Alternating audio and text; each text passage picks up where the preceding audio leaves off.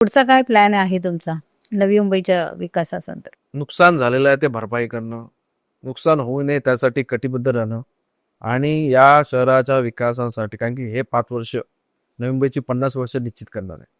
50 वर्षाचा जो भविष्य आहे या 5 वर्षामध्ये त्याच्या तशा गोष्टी होणार आहेत.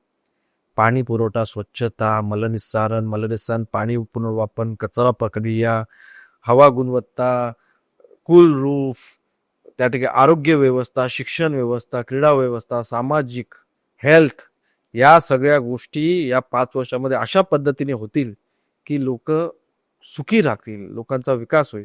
त्या ठिकाणी रिडेव्हलपमेंट होतोय, लोकांना मोठी घरं भेटतील. आज पिढ्यानपिढ्या या शहरामध्ये ज्यांनी काढलेल्या आहेत त्या लोकांना मोठी घरं, त्यांच्या पुढच्या पिढ्या देखील त्या घरात राहतील, तशा प्रकारची सुविधा त्या ठिकाणी त्यांना उपलब्ध करून देणार.